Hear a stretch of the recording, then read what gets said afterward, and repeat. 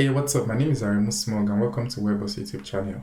In this video, we'll be tackling a problem that people who host websites on cPanel face, which is that for every little changes you make, you literally have to delete the files on the server, have to re-upload, and in cases whereby you have interruption with your internet, you literally have to start the procedure over and over and over again, and can get quite tiring. So in this video, I'm walking you through how you can set up a continuous deployment pipeline using Git and GitHub, such that it is only the changes that you make that are pulled into your cPanel, and you don't have to worry about network because it's just minute changes that you're pulling into cPanel. So there won't be a lot of workload that you are transferring. But before I get into the video, please do not forget to subscribe, like, share, and of course, drop your comment in the comment section.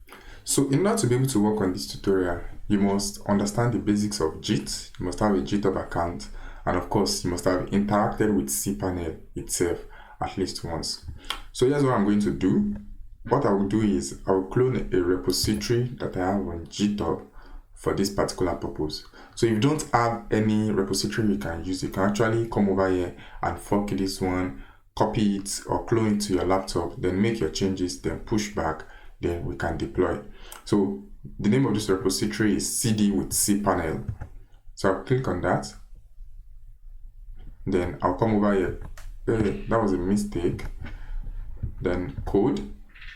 Then I'll click on HTTPS. Then I'll come over to my CLI here.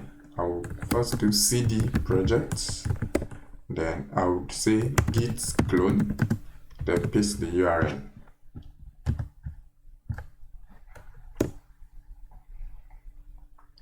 So yeah, so this shouldn't take time because what we have here majorly is simply an HTML file that reads certain information that you would see after we are done deploying this website. So the next thing I will do is I will log into cPanel. So I'm logged into cPanel here. Then I'll come over to Git version control. So click on that.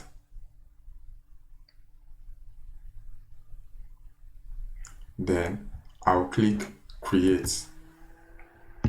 So it's asking me for the clone URL. This is the same URL as what I copied to my laptop.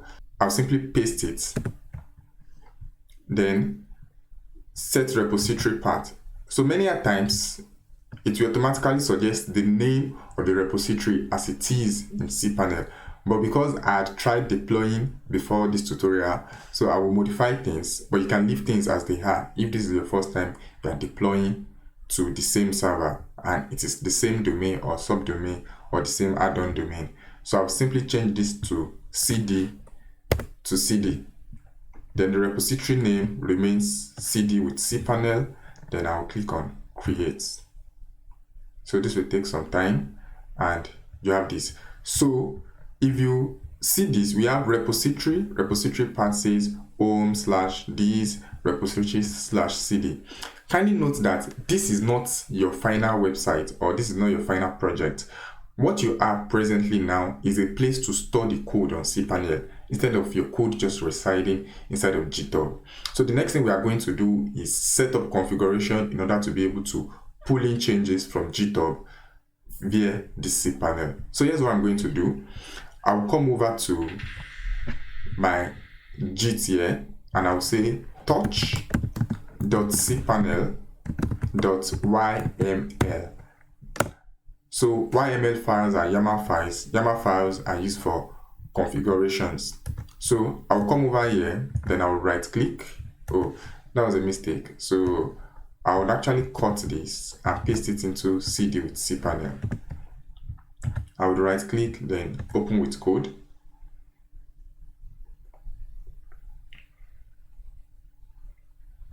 So here's what I'm going to do. So you actually don't need to understand what's going on.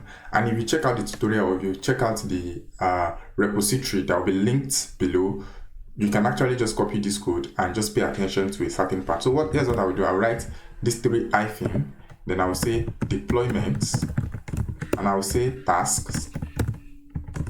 Then I would say hyphen, this is essentially list. I would say exports deploy path. This could be anything, it's a variable.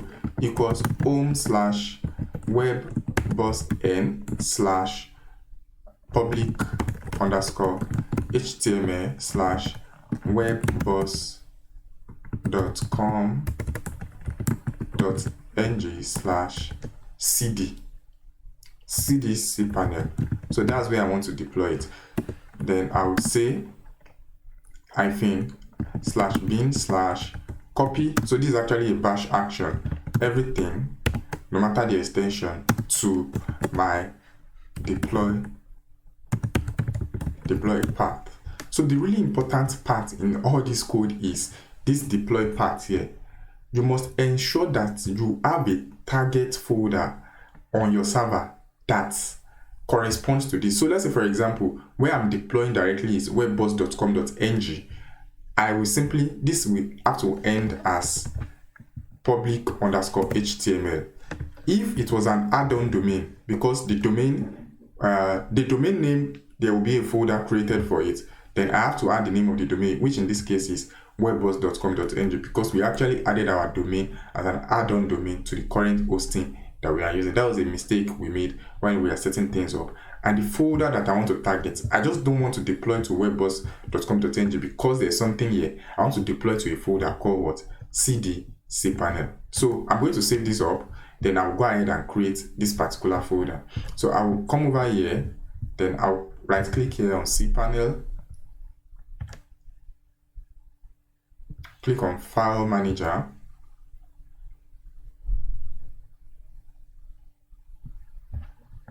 publish_html, webboss.com.ng, then I'll click on folder and I'll call this folder cd cpanel, lowercase, cd cpanel, then create folder.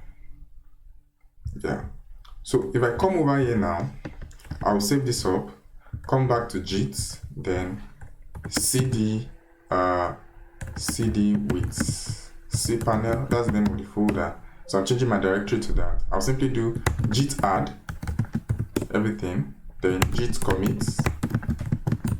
This is a new feature. Then I will say deployment configuration.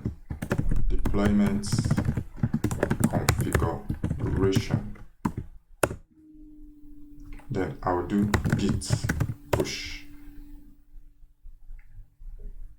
So this will push the code to GitHub, of course. So if I come to GitHub, you can see this is our source code. If I refresh now, we now have .cpanel.yaml. Kindly note that this YAML file has to be .cpanel.yaml because that's what cpanel will read and know that, oh, I should actually deploy this application. So if I come back to Git version control here and I click on manage, so here's what I can do. You can see that the last thing that was done here was to remove the configuration file. Of course, for the purpose of this tutorial, that's why I have to remove the configuration file. If I click on update now, so the system was successfully updated, then I will come to pull or deploy. So you see what's saying here? It says for deployment, you ensure that your repository meets the following requirement: a valid .cpanel.yaml file exists, and so on and so forth, which is what we are going to have to do. Then I'll click on update from remote. So essentially, we are updating the source code from remote, which is from GitHub. So I will refresh this page. So because, of course, I just brought in the .cpanel.yaml file, if I attempted to click on deploy head commit, it might not be able to read it at that point in time. So that's why I had to refresh. Then if I click on deploy head commits, then it says the deployment that you triggered is complete. Of course, it's a very small file, so it shouldn't take so much time. So if I now come to webboss.com.ng/cd cpanel, you can see that we have this now. So how are we sure that this is working? So if I come over to my VS Code now and I come to index.html, So at the moment, we have that the text decoration for the links are actually underlined. So if I come over here and I say text decoration none, and of course I will test that out before I go ahead and deploy it. Now all our links locally have no underline, but on the server they still have underline. So I would disable this, come over to JIT, and I will say JIT add, then I will say JIT commits, then I will say this is a fix and say remove underline from links, then I will say JIT push. Awesome. So if I come over here now to my cPanel, I can say update from remote and deploy head commits.